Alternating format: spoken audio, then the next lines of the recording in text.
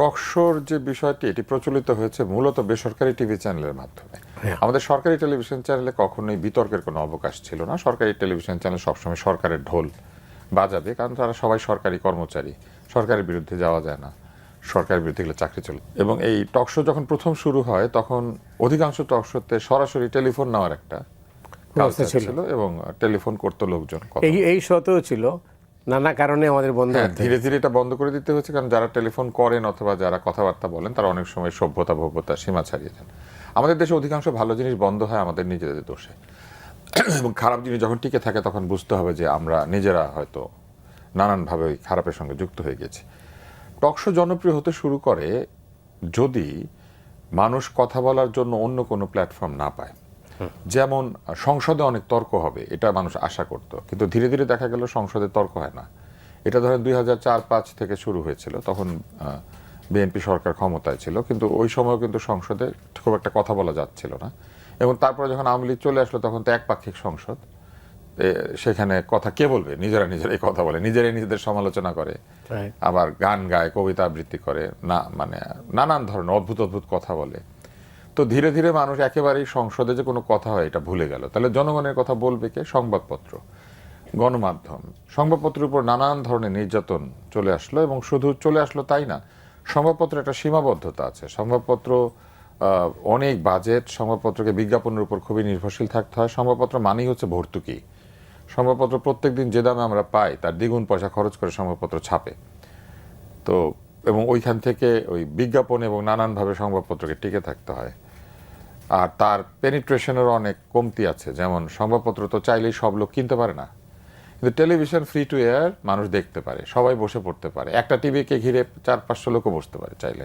গ্রামে গঞ্জে টেলিভিশন চায়ের দোকানে থাকে, রেল স্টেশনে থাকে, বিভিন্ন জায়গাতে টেলিভিশন থাকে। টেলিভিশনের পেনিট্রেশন খুব বেশি, এবং এই জন্য টক শো মানুষ দেখতে শুরু করলো এবং পছন্দ করে ফেললো। কেন?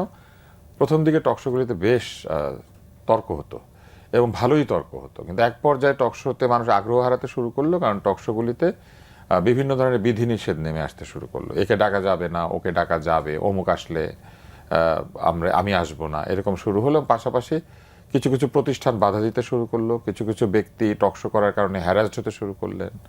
এবং আমার মনে আছে কোনো একটা টক শোতে মানে ঝগড়াঝাটি এমন পর্যায়ে চলে গেল যে চোখ তুলে নিব, মেরে ফেলবো, এই টাইপের কথাবার্তা, গালিগালাজ। এবং এর পাশাপাশি এমনও হয়েছে যে টক শো করে বাড়ি যাওয়ার পথে ভয়ে আক্রান্ত হয়ে লুকিয়ে থাকতে হয়েছে আলোচককে। এরকম ঘটনা ঘটেছে, আমি চ্যানেলের নাম উল্লেখ করতে চাই না।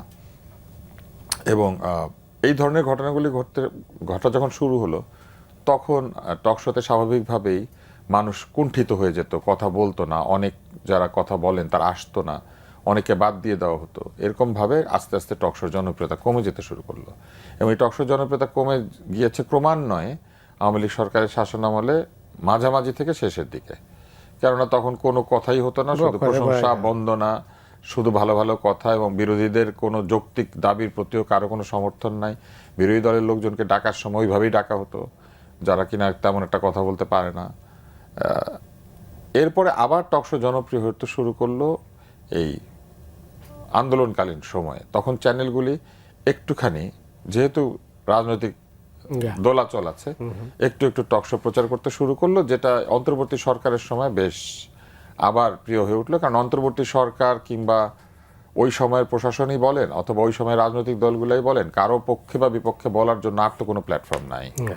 তো তখন দেখা গেল যে আবার লোকজন টক শো করতে শুরু করলো। আর কিছু টক শো আলোচক উধাও হয়ে গেলেন, কিছু জেলে চলে গেলেন তাদের বিভিন্ন কর্মকাণ্ডের জন্য। তখন আবার কিছু কিছু নতুন মুখ, নতুন চিন্তা করে এমন মানুষদেরকে আমরা টক শোতে পেলাম, নতুন সাংবাদিক যারা টক শোতে আমন্ত্রণ পেতেন না। আওয়ামী লীগের সময় ব্যান্ড ছিলেন 4-5-6 বছর, আসতেই পারতেন না টিভিতে কোনো টক শোতে, এরাও কথা বলতে পারলেন। তখন দেখা গেল যে আবার মানুষ দেখতে শুরু করলো এবং টক শোগুলি অনেকাংশে যৌক্তিক হয়ে উঠলো। টক শোতে কেউ ওইভাবে পক্ষপাত করে কথা না বলে যৌক্তিক হয়ে উঠলো। কিন্তু নির্বাচনের আগে আগে একটা পর্যায়ে আবার টক শোগুলিতে এক ধরনের পক্ষপাত শুরু হলো, কারণ আলোচকরা যার যার দলের পক্ষে আবির্ভূত হয়ে গেলেন।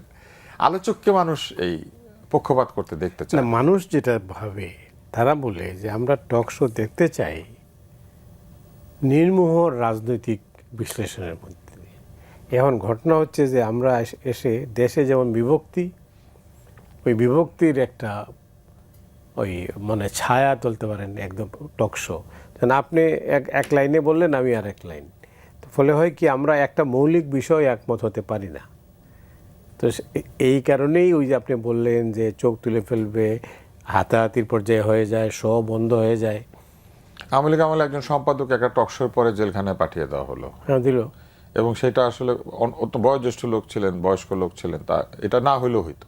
তো এই জিনিসগুলো টকশোকে খুব ক্ষতিগ্রস্ত করেছিল ওই সময়। আর এখন যেটা হয়েছে নির্বাচনের কিছুদিন আগে থেকে, সেটা হলো টকশোর আলোচকরা আবার বিভিন্ন দলের পক্ষে তারা আবির্ভূত বলতে শুরু হয়। এখন কোনো একটা কথা দলের পক্ষে যেতে পারে, কিন্তু সেটা সবসময় একই দলের পক্ষে যাবে না। টকশো আলোচক যদি নির্মোহ হন, তাহলে তিনি দুই পক্ষে কথা বলবেন, বা যেদিকে মূল যুক্তি রয়েছে সেই দিকে তিনি যাবেন, এবং চেষ্টা করবেন ব্যক্তি স্বার্থকে চিন্তা না করে জনগণের কথাটা বলতে। আচ্ছা, আপনি তো দীর্ঘদিন সেটা তো বলে না, অধিকাংশ লোক বলতে পারে না আসলে। আপনি তো অনেক দিন উপস্থাপনা করেন। জি, মানুষ কোন জিনিসটা পছন্দ করে? মানুষ চেষ্টাটা পছন্দ করে। আমরা যে খুব ভালো অনুষ্ঠান বানিয়ে ফেলতাম একেবারে সেরা তা নয়, কিন্তু মানুষ না যদি দেখে যে একজন মানুষের মধ্যে চেষ্টা আছে, সে 70 ভাগ 75 ভাগ 80 ভাগ চেষ্টা করেছে, মানুষ সেটাকে মর্যাদা করে। এই জন্য আপনি দেখবেন যে আমাদের দেশে মানুষ যে কোনোখানে যে কোনো খাবার পাওয়া যায়। এর কারণ হচ্ছে মানুষ আসলে মানে এইটা খোঁজে না যে কে এটা সবচেয়ে ভালো বানায়, মানুষ গিয়ে খোঁজে পরিষ্কার রেখেছে, ঠিক মতো বানিয়ে দেওয়ার চেষ্টা করছে, দামটা ঠিক আছে, এইভাবে আমরা চিন্তা করি। টকশোর বেলা তো ঘটনাটা ওই রকমই। আমি উদাহরণটা খুব একটা মানে খুব বেসিক উদাহরণ দিয়েছি। একজন আলোচক যখন টকশোতে আসেন, তারা বুঝতে চায় যে এই লোকটাকে আসলে শুধু একটা দলের পক্ষে কথা বলবেন বা একটা পক্ষেই তিনি থাকবেন, এটা দেখতে চায়। দ্বিতীয়ত, তথ্য যদি কেউ দেয়, ভুল মিথ্যা বানোয়ার তথ্য দিচ্ছে কিনা, এটা মানুষ দেখতে চায়। আর টকশোতে আরেকটা জিনিস মানুষ খুবই পছন্দ করে, যদি তার মনের কথাটা কোনো আলোচক বলতে পারেন। মানুষের মনে অনেক কথা আছে যেগুলি খুবই সাধারণ মানুষের কথা, সেই কথাগুলি অনেক সময় আমরা টকশোতে অ্যাড্রেস করতে পারি না। কারণ একটা হয় যে যারা আলোচক তারা অনেক জানেন বলে তারা এত উপর থেকে কথা বলেন, মানে এত উচ্চ মার্গে কথা বলেন যে সাধারণ মানুষ বুঝতে পারে না। আরেক দল লোক আসেন, তারা এমনই তথ্যহীনভাবে মিথ্যা কথা, অহেতুক ব্যক্তি আক্রমণ করেন, সেটা আবার মানুষ পছন্দ করে না। তো মানুষ চায় মধ্যপন্থা, এবং সেই মধ্যপন্থাটা পেলে আমার ধারণা যে তারা আলোচককে মোটামুটি দেখেন এবং কথা শোনেন। এই যে আমাদের আরেকজন আলোচক চলে এসেছেন, তার একটা দলীয় সমর্থন আছে, কিন্তু তাকে মানুষ পছন্দ করে। এর কারণ হচ্ছে সে দলের পক্ষে মিথ্যা কথা বলে না। দলের পক্ষে মিথ্যা বলবে যে, তাকে কিন্তু মানুষ নেয় না। দলের পক্ষ আপনি যুক্তি দিয়ে বলেন, মিথ্যাটাকে অ্যাভয়েড করেন, মিথ্যা দিয়ে তো দলকে প্রতিষ্ঠিত করা যাবে না। কিন্তু আমাদের অনেক টকশো আলোচকের কিন্তু এটা আছে, তারা ইতিহাস বিকৃত করে দেয়, তারা ব্যক্তি আক্রমণ করে, তারা হাতে বই নিয়ে ঢোকে কিন্তু সেই বইটা পড়ে নাই, এরকম অনেক আছে। তুষার, আপনাকে ধন্যবাদ।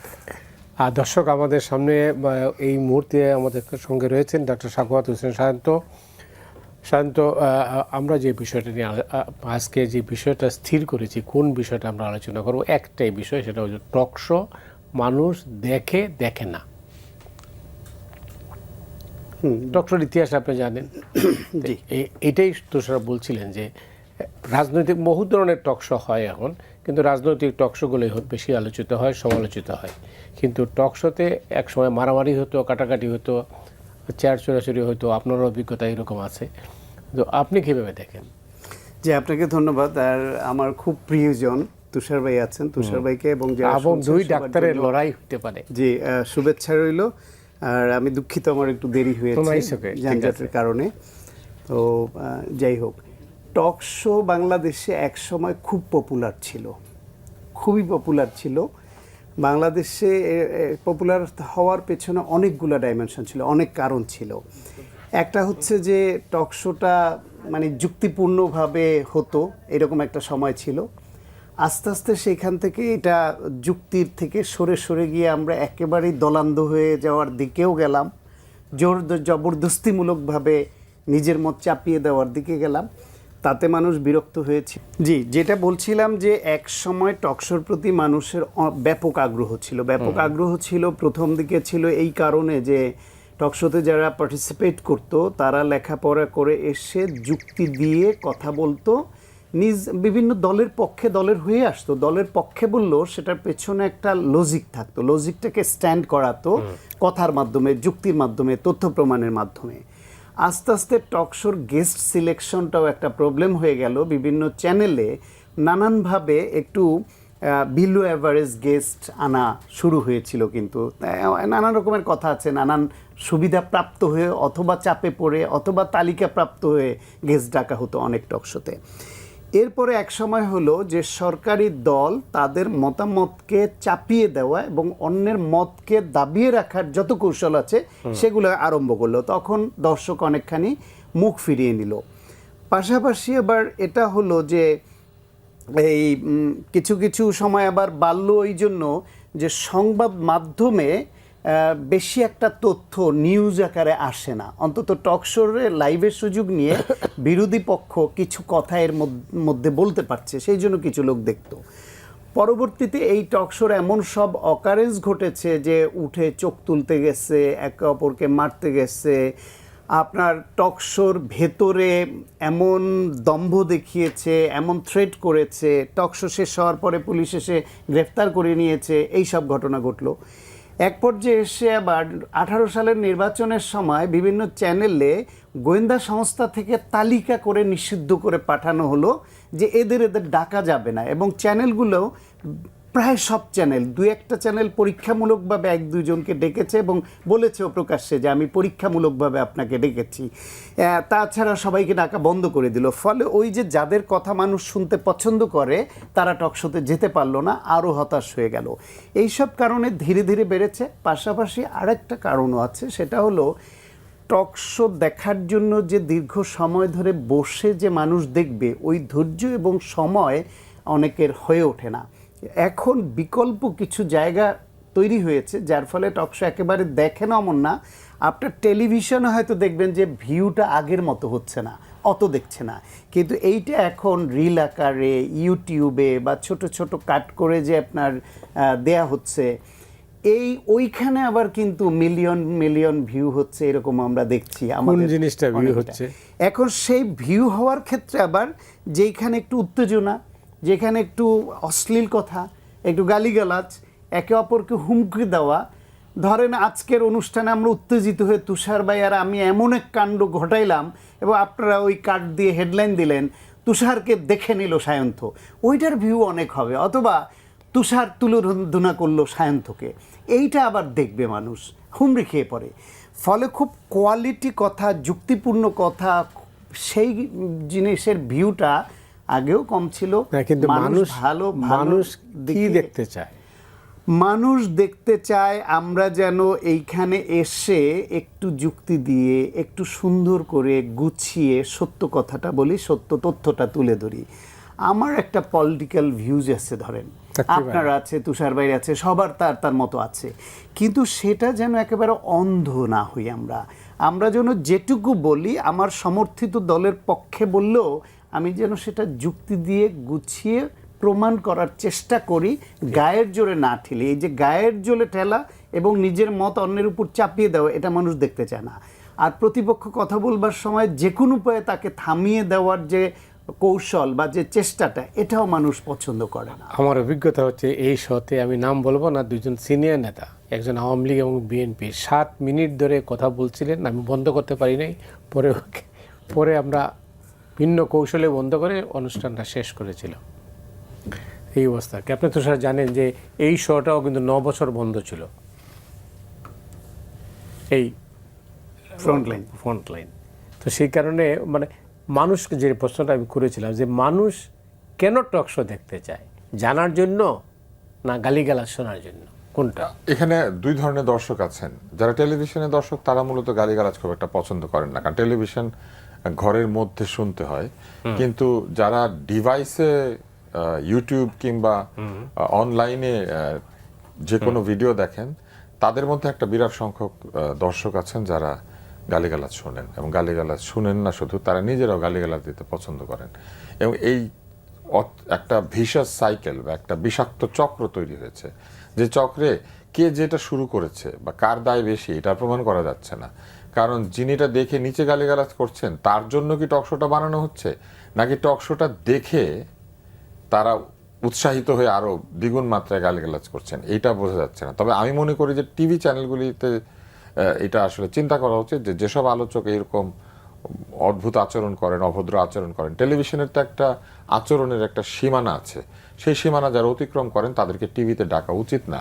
কিন্তু দুর্ভাগ্যজনকভাবে অনেক চ্যানেল আছে যে চ্যানেলগুলি তাদের নিজেদের দর্শক কিংবা বিজ্ঞাপনের পরিমাণ কম থাকার কারণে তারা অনেক ক্ষেত্রে ইউটিউব, ফেসবুক, সোশ্যাল মিডিয়াতে যে টাকা পাওয়া যায় মনিটাইজেশনে, সেটার উপর অনেকখানি নির্ভরশীল হয়েছেন এবং ভিউ বাণিজ্য তারা করেন। এবং সেই সব ক্ষেত্রে তারা আরেকটা অদ্ভুত কাজ করেন, তারা করেন কি, এই টক শোতে একটা টক শোতে হয়তো একজন কথা বলেছে 5 মিনিট, কেটে কেটে তাকে 2 মিনিট 2 মিনিট 2 মিনিট করে ভাগ করেন, করে সেখানে আলাদা আলাদা এক ধরনের দৃষ্টি আকর্ষণকারী হেডলাইন ব্যবহার করেন। এবং সেই হেডলাইন ব্যবহার করেন এরকম যে একটু আগে সায়ন্ত যেটা বলছিলেন যে ডাক্তারের সাথে ডাক্তারের ঝগড়া মনে করেন লিখলো, ভেতরে কিন্তু কিছুই নাই, আমরা হয়তো হাসি মুখে আছি। এবং সবচেয়ে অন্যায় যে কাজগুলি হচ্ছে তার মধ্যে একটা হচ্ছে টক শোর কপিরাইট থাকে, কপিরাইটেড টক শোকে নিয়ে ফ্লিপ করে ডানেরটা বামে বামেরটা ডানে নিয়ে ব্যাকগ্রাউন্ড বদলে দিয়ে, কারণ এখন প্রচুর এডিটিং সফটওয়্যার পাওয়া যায়, বহু লোক এগুলিকে আবার তাদের যার যার সাইটে পোস্ট করেন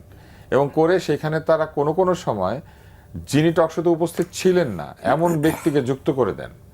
আমার নিজের অভিজ্ঞতা আছে একটা, সেখানে আমার একটা টক শোতে গিয়েছিলাম, মাঝখানে আরেকজনকে বসিয়ে দিয়েছে যেন তিনি কথা শুনছেন, অন্য একটা জায়গা থেকে কেটে মাথা নাড়ার ছবি নিয়েছে, আবার আরেক জায়গায় আমি মাথা নাড়ছি এরকম একটা ছবি যুক্ত করে দিয়েছে, ওইখানে আমি যাই নাই, ছিলামই না।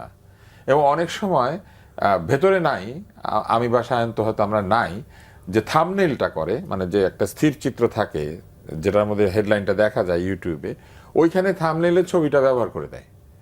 দেখা যায় 3-4 জনের ছবি আছে, ওইটা দেখে লোকে ক্লিক করে খুঁজতে থাকে, অনেকে ভাবে যে একটু পরে আসবে, তার মধ্যে 2-3-4 মিনিট দেখা হয়ে যায়, ওই 2-3-4 মিনিটের মধ্যে বিজ্ঞাপনটা চলে যায় এবং যা টাকা পাওয়ার মনিটাইজেশনের ওই টাকাটা যার পাওয়ার সে পেয়ে যায়। এবং এইসব কারণে এই মনিটাইজেশনের এক চক্করে পড়ে এটা আরও বেড়েছে। আর গালিগালাজ থাকলে স্বাভাবিকভাবেই সেখানে নিচে এসে লোকে কমেন্ট করে, এনগেজমেন্ট বাড়ে, খারাপ লোকগুলি খুব আনন্দ পায় এবং এইগুলা থেকে কিছু ভিউ বাণিজ্য বেশি হয়।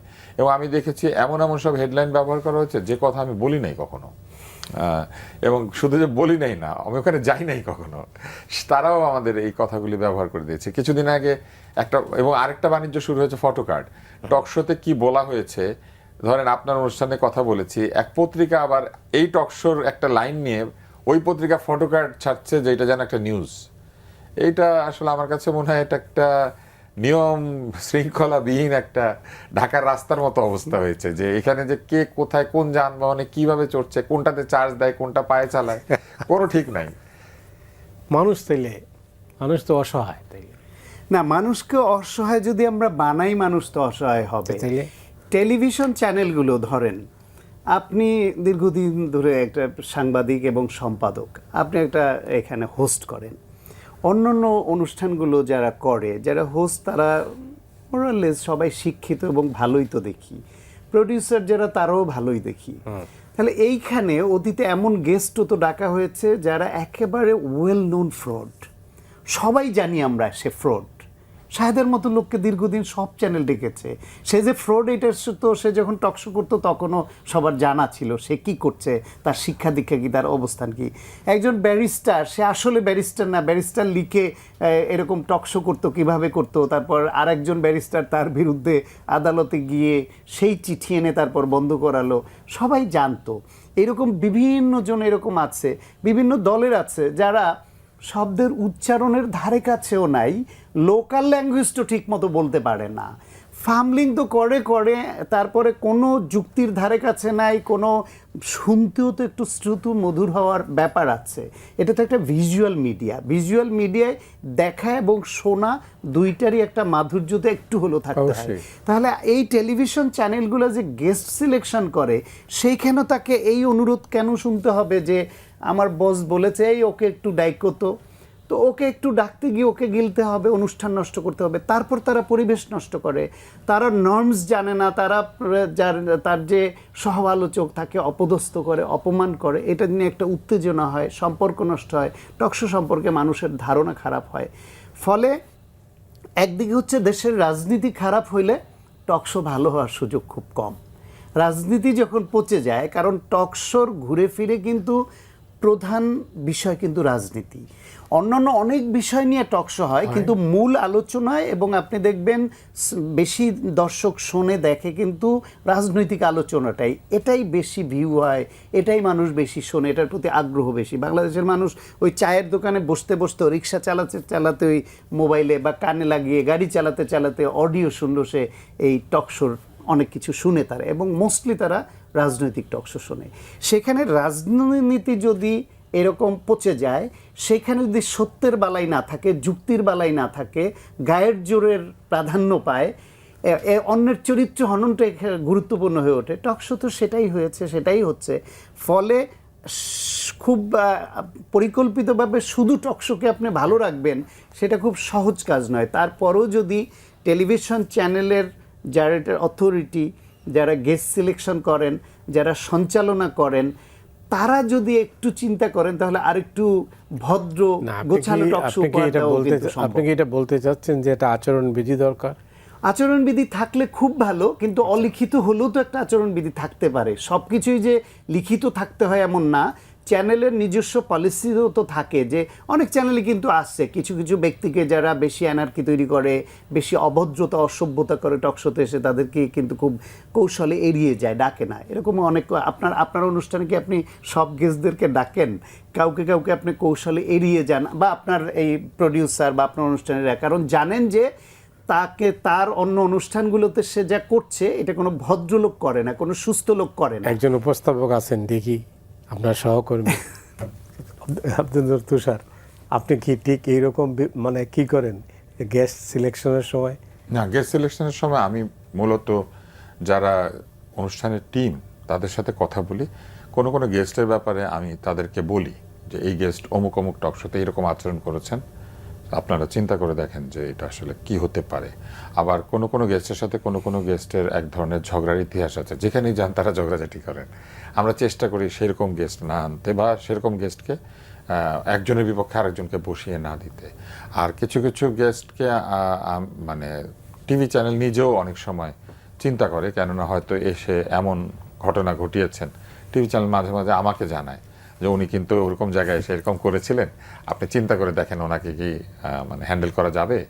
তো এইভাবে আমরা সিদ্ধান্ত নিই। এটা একটা দলগত সিদ্ধান্ত, একক সিদ্ধান্ত সাধারণত হয় না। আমি কোনো গেস্টকে বাধা দেওয়ার পক্ষপাতী না। আমি মনে করি যে তারা আসতে পারেন, তবে উপস্থাপকের একটা যোগ্যতার ব্যাপার থাকে।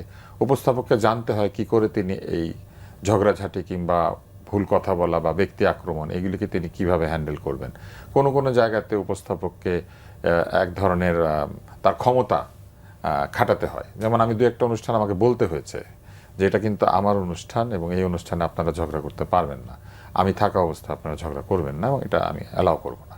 অথবা অহেতুক কোনো কারণ ছাড়া ব্যক্তি আক্রমণ শুরু করে দিয়েছে, মানে যেটা প্রাসঙ্গিক না, যে আলোচনা ছিল না, তো সেরকম কথা শুরু করেছে, তখন আমাকে বাধ্য হয়ে বাধা দিতে হয়েছে।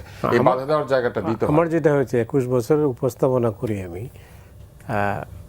একটি ঘটনা যেটা বললাম একটু আগে, একটা ছাড়া আর আমি কোনোটাই আমি ওইভাবে অ্যালাউই করি নাই, আর আমাকে তো হয়ও নাই। আমি জানি না কী কারণে কেউ এরকম এসে এই উস্কানিমূলক কিছু বক্তব্য দেন না আর কি। মানে কেউ দিতে শুরু করলে আপনার সামনে প্রথমত আপনার যে বয়স, অভিজ্ঞতা এবং আপনার যে অবস্থান, সেই অবস্থানে আপনার সামনে এগুলা করতে, এটা আসলে মানুষ খুবই অপছন্দ করে, খুবই অপছন্দ করে। আপনার সামনে করবে না বলে আমরা আশা করি। আমরাও এমন একটা বয়সে পৌঁছেছি, এখন অনেক আলোচকই এটা করেন না।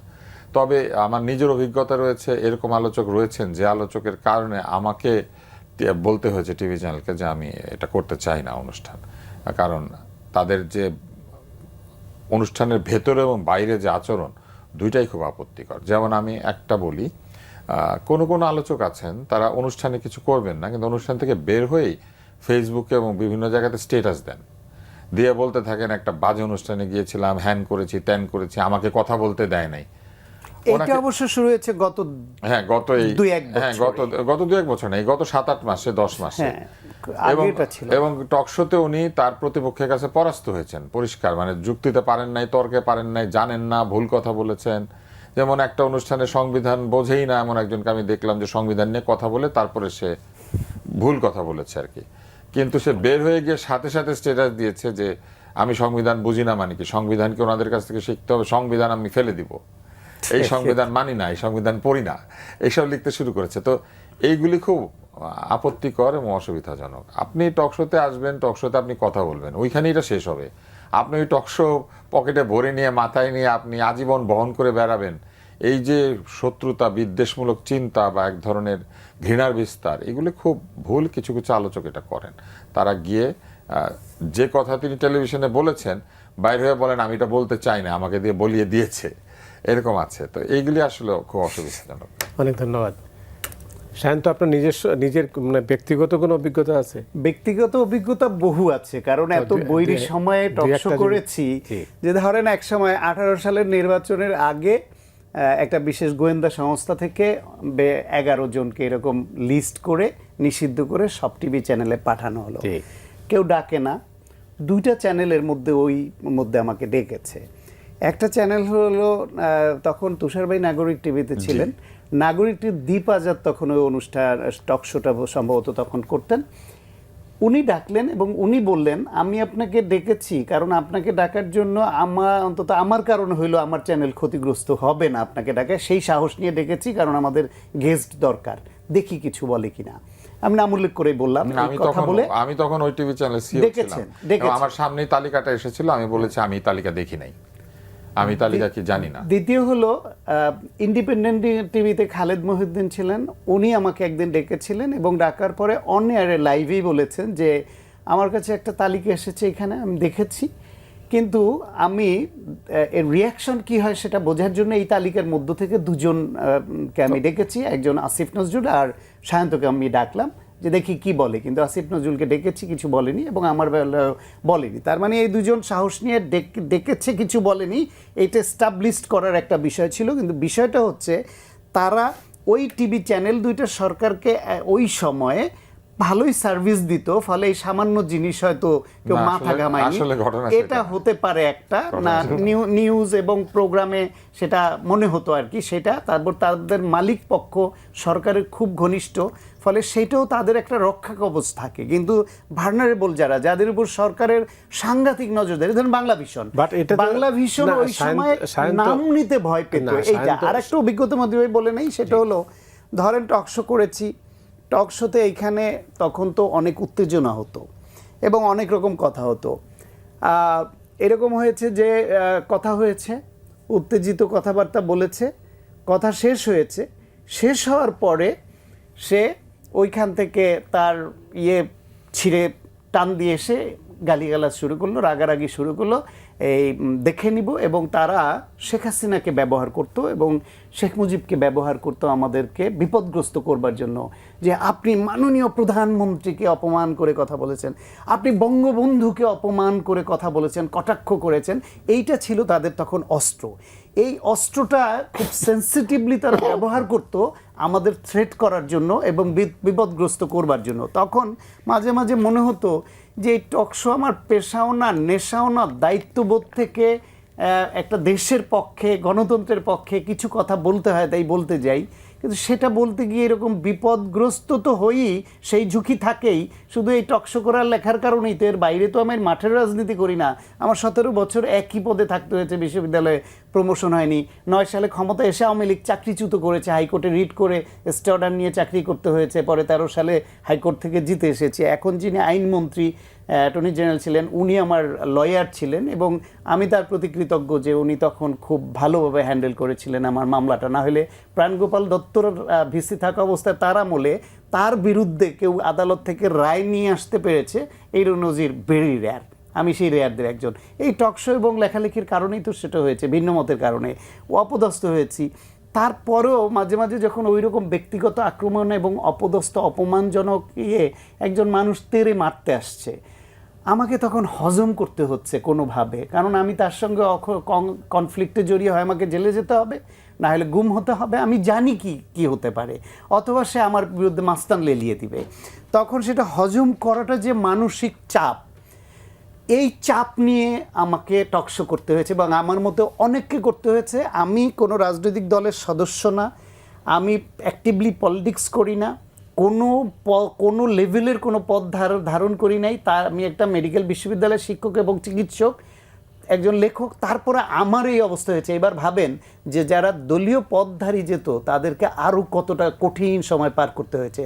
ফলে এই টকশো কেন্দ্রিক এইরকম ভেতরের খবর আপনি আনতে গেলে অনেকের এমন এমন অভিজ্ঞতা পাবেন যেটা অত্যন্ত বেদনাদায়ক। এমনকি এই সময় মনে হচ্ছে না খুব সুখকর সময়, এই সুখকর সময়ও এমন বিশেষ করে নারী উপস্থাপক যারা, তাদের নিয়ে টকশোর পরে অনলাইনে বা এই প্রোগ্রামটা যখন প্রচার হয় তার কমেন্টে যা লেখা হয় ওইটা ওনার না দেখলে ভালো, কিন্তু যদি দেখেন এটা তার জন্য যে মানসিক পীড়া তৈরি করে, যে এত জঘন্য ভাষা, শুধু রাজনৈতিকভাবে তার মতটা ভিন্ন, প্রতিপক্ষ, সেই জন্য এই যে এখন আর সুস্থ সময় গণতন্ত্রের অগ্রযাত্রা চলছে বলে আমরা যেই সময়টা উপভোগ করছি, এই সময়ও আমাদের চরিত্র এইরকম যে এই টকশোর কারণে, টকশোর বক্তব্যকে কেন্দ্র করে ফেসবুকে, ভার্চুয়াল মিডিয়ায়, কমেন্ট বক্সে যা তা ল্যাঙ্গুয়েজ, যা তা গালিগালাজ সব চলছে। অনেক ধন্যবাদ আপনাকে।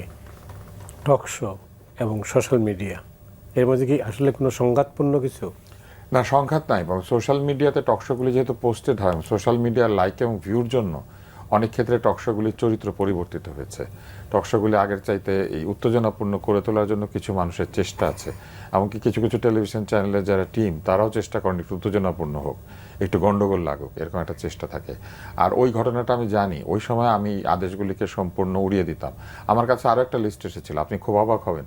বিশ্বকাপ ফুটবল দেখাচ্ছি, তখন এসেছে জাকারিয়া পিন্টুকে, আমি নাম বলে দিই, তাকে দেখানো যাবে না, এবং এই তালিকা পাঠিয়েছে ফুটবল ফেডারেশন, সেইখানে ৬-৭ জন রয়েছেন, যার মধ্যে ৩-৪ জন সরাসরি স্বাধীন বাংলা ফুটবল দলের সদস্য, তাদেরকেও তারা কথা বলতে দিবে না। আমি কিন্তু কখনোই এই নির্দেশনামা মানি নাই বলে 18 সালে নির্বাচনের দিন রাত্রেবেলা আমি উপস্থাপক ছিলাম এবং আমার গেস্ট ছিলেন আনিস আলমগীর। আনিস আলমগীর বললেন যে এই নির্বাচন বিতর্কিত এবং এটা ঠিক হয় নাই, এবং পরের 6 মাস আমাকে কিসের মধ্যে দিয়ে যেতে হয়েছে, এক পর্যায়ে আমি নাগরিক ছেড়ে দিয়েছি। তো এইটা আসলে আমাদের অভিজ্ঞতা। কিন্তু যেটা বলা হয়েছে যে টিভি চ্যানেল হয়তো সরকারের সাথে অনেক ঘনিষ্ঠ ছিল বলে তারা ঝুঁকি নিত, এর চাইতে অনেক বেশি বেশি ঘনিষ্ঠ লোকেরাই টিভি চ্যানেলের মালিক হয়েছেন তখন, এবং এই ঘনিষ্ঠ লোকদের টিভি চ্যানেল কিন্তু কোনো ঝুঁকি নেয় নাই। অনেক বেশি ঘনিষ্ঠ লোকেরও টিভি চ্যানেল আরও বেশি ঘনিষ্ঠভাবে ঢোল বাজিয়েছে। কিন্তু যখনই এই আমাদের মতো 2-1 যারা আমরা বলার চেষ্টা করেছি যে না, সংবাদ আসলে নিরপেক্ষ হওয়া উচিত, কাউকে কথা বলতে বাধা দেওয়া উচিত না, তখনই দেখা গেছে আমাদের উপরে রোষানল নেমে এসেছে। আমি সোহাগের একটা টকশোতে আমি উপস্থাপক ছিলাম, আমি সোহাগকে হেলমেট নিয়ে প্রশ্ন করেছিলাম, এরপরে তীব্র যাতনা আমাকে সহ্য করতে হয়েছে যে হেলমেট পরা লোকটাকে। আমি 18 সালে আরও একটা কাজ করেছিলাম, নিরাপদ সড়ক চাই আন্দোলন দাবিতে রাস্তায় নেমে গেছিল ছেলেপেলেরা, আমি সেইখানে গিয়ে দাঁড়িয়েছিলাম। একজন নাগরিক তার নাগরিক অধিকারের অংশ হিসেবে যে কোনো পক্ষে কথা বলতে পারেন, তিনি টকশোতে বলবেন, বাইরে বলবেন, যেখানে বলবেন, এইটার জন্য তাকে নির্যাতিত হতে হবে, এইটা গণতান্ত্রিক সংস্কৃতিতে থাকতে পারে না। আর গণমাধ্যমে বিরোধী মানুষেরাই তো আসবেন, কারণ বিরোধীরা কেন বিরোধী? কারণ জনগণ তাদেরকে অনেক ভোট দেয় নাই, কম ভোট দিয়েছে। একদম গণতান্ত্রিক সমাজের চিন্তা যদি আমরা করি, হ্যাঁ, তাহলে এই বিরোধীদের ভয়েসটা কোথায় আসবে? ধরেন সংসদে বিরোধীরা 20টা আসন পেয়েছে বা 30টা, তাতে করে কি ওই পক্ষটা কোনো কথা বলবে না?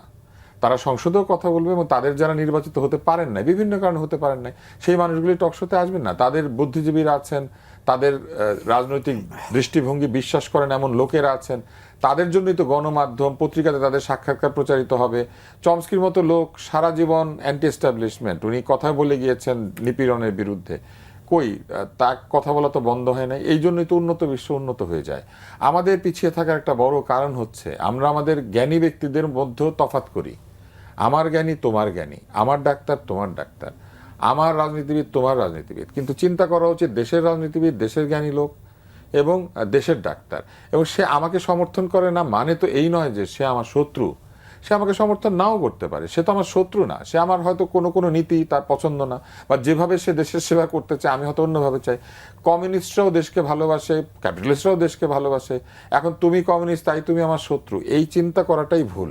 এবং সেই চিন্তার মধ্যে গণমাধ্যমকে প্রবেশ করানোর যে প্রক্রিয়াটা শুরু হয়েছিল, এইটা খুব ভয়ঙ্কর ছিল, যে কারণে বহু সাংবাদিকতা ছেড়ে বিদেশ চলে গিয়েছেন, অনেকে অ্যাসাইলাম নিয়েছেন, অনেকে সাংবাদিকতা ছেড়ে ইউটিউবে চলে গিয়েছেন যে না ঠিক আছে আমি এখানে থাকবো না, আজ চাকরি চলে যায়, কাল সাসপেন্ড হই। আমার মনে হয় আমাদের বিরাট ক্ষতি হয়েছে এই স্বৈরশাসনের সময়। আপনি একটা তোতা পাখি পুষতে পারেন, সেই তোতা পাখি আপনাকে বিনোদন দেয়, কিন্তু সেই তোতা পাখি পৃথিবীর সকল তোতা পাখিকে প্রতিনিধিত্ব করে না। ওইটার তোতা পাখি ওই তোতা পাখিকে তোতা পাখিরা ভালোবাসে না। এখন আপনি যদি গণমাধ্যমকে তোতা পাখি বানিয়ে দেন বা ময়না পাখি বানিয়ে দেন, আপনার ময়না আপনার টিয়া আপনার তোতা নিয়ে আপনি বসে থাকেন, কিন্তু গণমাধ্যমকে তোতা পাখি টিয়া পাখি বানানোর যে সংস্কৃতি, এইটা আমাদেরকে এত ক্ষতিগ্রস্ত করেছে যে সাংবাদিকরা ভীত হয়ে গিয়েছে, মনোবল হারিয়েছে, অনেকে টিকে থাকার জন্য আপোষ করেছে, আবার অনেকে উন্নতি করার জন্য আপোষ করেছে, লোভে পড়ে আপোষ করেছে, এবং এইটাও কখনো ঠিক না। আমি এটা নিয়ে এখন তো বললে নিজের কথা বললাম, আমি এটা নিয়ে প্রতিবাদ করেছিলাম। সরকারি অফিস থেকে ঈদের সময় সাংবাদিকদেরকে খাম দিয়েছে, আমি বলেছি এটা অন্যায়, এটা হতে পারে না, এটা নেওয়া যাবে না, বা এটা নেওয়া ঠিক না। কেন আপনি কেন ঈদের সময় আপনার সাথে দেখা হয়েছে বলে ওই সাংবাদিককে খাম দিয়েছেন?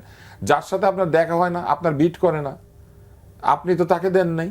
তো ওই আরেকটা সাংবাদিক যে আপনার বিট করে না, যে কিনা ধরেন হয়তো বাজারে গিয়ে দ্রব্যমূল্য নিয়ে কথা বলে, তাকে কিন্তু আপনি শত্রু বানিয়ে দিয়েছেন যে এই সাংবাদিক আমার বিরুদ্ধে কথা বলে। আর যে কিনা সারাদিন আপনার পিছনে বুম নিয়ে ধরে আপনার পদের কারণে, তাকে আপনি ৫,০০০ টাকা খামের মধ্যে করে দিয়ে দিলেন। আমি এটা বিরোধিতা করেছিলাম। এই জিনিসগুলি ক্ষতিকর হয়েছে, এই জিনিসগুলো ঠিক হয় নাই। অনেক ধন্যবাদ।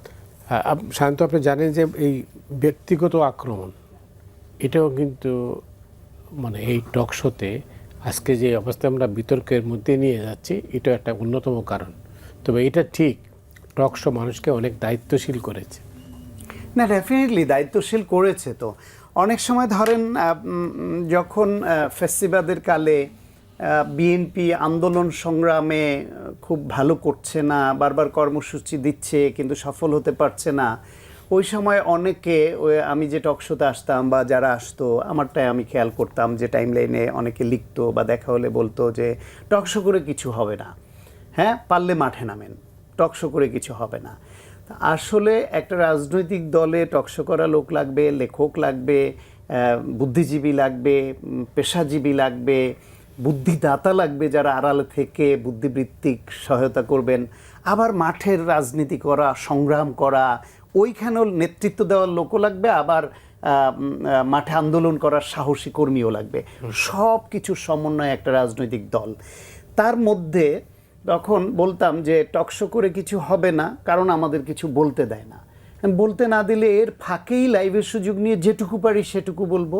এই যে বিভিন্ন দুর্নীতির খবর, সরকারের যে বিভিন্ন রকম নিপীড়ন, অনাচার, হিউম্যান রাইটস ভায়োলেশন, নানান কিছু, যা কিছু আজকে আপনারা যেটা নিয়ে মানুষের মধ্যে জনমত তৈরি হচ্ছে, এটা কোত্থেকে আসছে?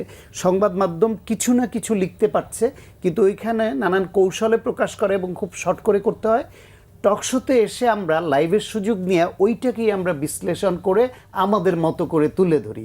ফলে এইটা মানুষের মধ্যে এক ধরনের বিস্তার লাভ করে এবং জনমত তৈরি করে, সরকারের অনাচারের বিরুদ্ধে তাদের একটা শক্ত অবস্থান তৈরি করে। এখন বিএনপি তো মাঠে রাজনীতিতেও তারা বারবার কর্মসূচি দিয়ে তো সফল হতে পারছে না, দাঁড়াতে পারছে না। এর জন্য কি তাদেরকে কি আমরা বলে দিব যে তোমরা পারছো না, তাহলে মাঠে নামার দরকার নাই, মাঠে নেমে কি হবে? ঠিক একইভাবে টকশোতে এসে কি হবে এরকম নিরুৎসাহিত করবার কিন্তু অনেক গ্রুপ ছিল। তারপরও যারা আমরা একটু সাহস নিয়ে, ডেডিকেশন নিয়ে, যুক্তিতর্ক করে গেছি, এইটা দ্বারা অনেকে ঋদ্ধ হয়েছে। আমাকে অনেকে বিভিন্ন সময় দেখা হওয়ার পরে এরকমও বলেছে যে আপনার টক শো ওই সেভ করে রেখে দেই, আমি কোথাও বক্তৃতা দিতে গেলে তখন আপনার এইখান থেকে আমি অনেক পয়েন্ট নেই, কারণ আমি যে পত্রিকা থেকে কোট করে বা বিভিন্ন বই থেকে কোট করে একটু পড়াশোনা করে এসে যেটুকু আমরা দেই, এইটা ওরা তখন একটু নোট করে নিয়ে তার কোথাও বক্তৃতা দিতে বা কোনো কথা বলতে সুবিধা হয়। সেরকম একেবারে যে ফেলনা যায় টকশো না, কিন্তু কোয়ালিটি টকশো হলে কাজে লাগে। কিন্তু যদি এরকম হয় যার ভেতরে আসলে কোনো সারবত্তা নাই, ঝগড়া ঝাঁটি আর মনে যা আসে তাই বললাম আমরা, সেই টকশোগুলি মানুষের খুব বেশি কাজে আসে না। মানুষের কাজে আসে যেখানে তথ্য উপাত্ত থাকে, গণতন্ত্রের পক্ষে, মানবাধিকারের পক্ষে, দেশের পক্ষে মানুষকে উদ্বুদ্ধ করবার উপাদান থাকে, এবং দুর্নীতিবাজ, চোর, লুটেরা, গণতন্ত্র হত্যাকারী, ভোটের অধিকার হরণকারীদের বিরুদ্ধে যেখানে আপনার সোচ্চার হবার মতো উপাদান থাকে, সেই টকশোগুলি মানুষকে উদ্বুদ্ধ করে। সেগুলি কিন্তু সবসময় প্রশংসিত হয়েছে এবং প্রশংসিত হয়। কিন্তু সংবাদ মাধ্যমের যে বিষয়টা, টকশোটাও এটা তো একটা সংবাদ মাধ্যমেরই অংশ। আপনার হাউজের পলিসির বাইরে চাইলেও আপনি সবসময় টকশো খুব বেশি দিন এগিয়ে নিতে পারবেন না। কারণ হচ্ছে হাউজের নিজস্ব একটা পলিসি থাকে তার মালিকদের।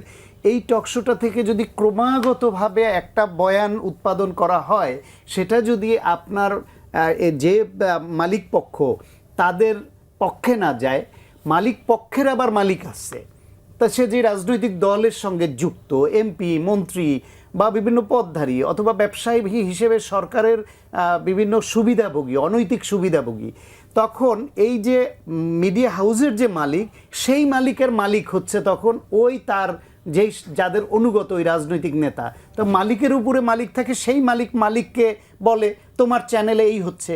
এই চ্যানেলের মালিক আবার এখানে যারা এই প্রোগ্রাম ডিজাইন করে তাদের বলবে এই কী করছো, তোমাদের জন্য তো আমার ক্ষতি হয়ে যাচ্ছে। ফলে বাংলাদেশের সংবাদ মাধ্যমের মালিকানা যখন দলীয় রাজনীতিবিদদের হাতে এবং বিশেষ অনৈতিক ব্যবসায়ীদের হাতে এইভাবে দেয়া হয়, সত্যিকার পেশাদারী সাংবাদিকদের হাতে মিডিয়া যখন থাকে না, তখন তার চরিত্র এইরকমই হওয়ার কথা। যা হওয়ার কথা তাই হয়েছে। এবং সেইখানে যে সাংবাদিকদের নিয়োগ দেওয়া হয়, তার মধ্যে প্রথম সারির কিছু সাংবাদিকের মাথা কিনে নেওয়া হয়, হয় ভয় দেখিয়ে অথবা চাকরির কারণে অথবা বিভিন্ন প্রলোভন দিয়ে তাদেরকেও বেনিফিটেড করে। আমি বলি আওয়ামী লীগ বিড বা প্রধানমন্ত্রী বিড যত দশকে বিভিন্ন হাউসে যারা করেছে, তাদের সম্পদের হিসাব নিয়ে দেখেন, কারো আপনি সম্পদের খোঁজ নিলে আপনি তার আয়ের সঙ্গে সামঞ্জস্য খুঁজে পাবেন না। অন রেকর্ড আমি চ্যালেঞ্জ দিয়ে বললাম।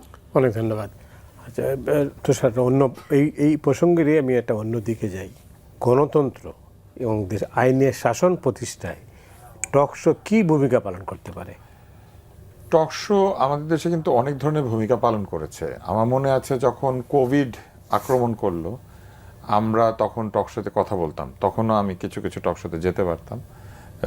তো ওই সময় কিন্তু এই যে ডাক্তারদেরকে পিপিই দেওয়া হচ্ছিল না, তারপর স্যানিটাইজার থেকে শুরু করে সব কিছু সংকট ছিল, N95 মাস্ক নাকি কোন মাস্ক, এগুলো নিয়ে নানান ধরনের মিথ্যা প্রচারণা চলছিল এবং বলা হচ্ছিল যে সব ডাক্তারদের কাছে পৌঁছে গিয়েছে।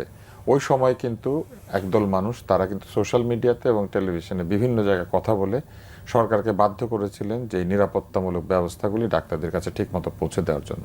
বাজারে অক্সিজেনের সংকট হয়েছে, টিকা নিয়ে নানান তথ্য, এই সব কিছু প্রচার করা হয়েছে। এগুলির পিছনে এই টকশোর একটা বড় ভূমিকা ছিল। তারপরে বিভিন্ন সোশ্যাল ইস্যুতে টকশো কিন্তু এক ধরনের জনমত সংগঠন করেছে।